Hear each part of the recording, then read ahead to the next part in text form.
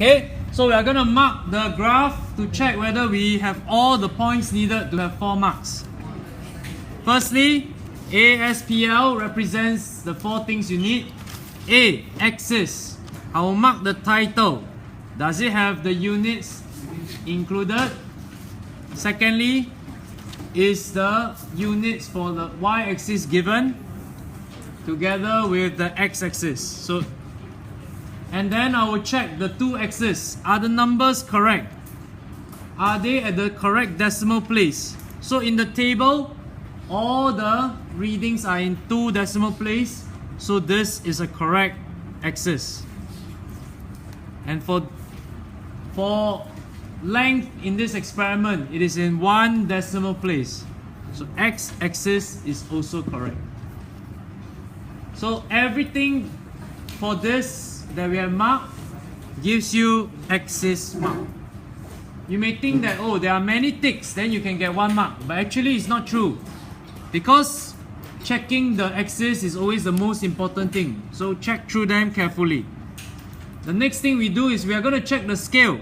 So what we will do is we will always look at the first point over here at the bottom and the last point over here at the top. What we need to do is we need to make sure that it is more than half the graph paper. So this graph paper has 1, 2, 3, 4, 5, 6, 7, 8, 9, 10 squares. Across, you should have at least 4 to 5 squares. So 1, 2, 3, and 4, and 5. So his last point is 5 squares away. Horizontally is big enough. Vertically should be at least 6 squares. So 1, 2, 3, 4, 5, 6, 7, 8, 9. So more than enough. So he will get the scale mark. The third thing we need to do is check every single point is correct. Now a lot of students make this mistake. Okay, when they go through the points, sometimes they get a little bit careless, especially with like 10.5s and 15s. So every point, once you have marked it down, you can do a quick check to see whether it's correct. So 20, 0.3, correct point. 30.6, 40.7. How do I know his points are correct? Because I'm looking at his table at the same time.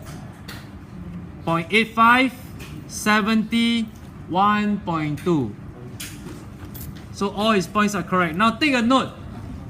One of the tips for the number of points is that you must make sure that the points are well spread out. It cannot be some of the points are squeezed over here like 1, 2, 3, 4, 5 at the bottom. Then nothing until the top. That is not a very good distribution. So you should spread out the points. Let's check his line.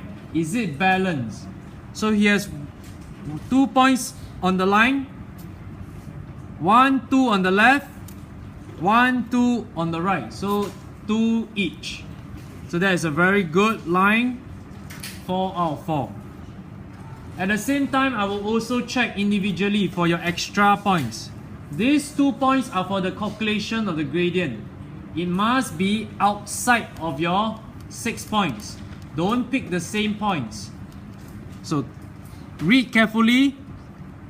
Now it should be in between 20 and 30. So in between 20 and 30 should be 25. He has written 22. So his answer for this point is read wrongly. So be careful when you read this point. The other point, 62, 1.09. It is correct. And I will give you an additional tick if your triangle is big enough.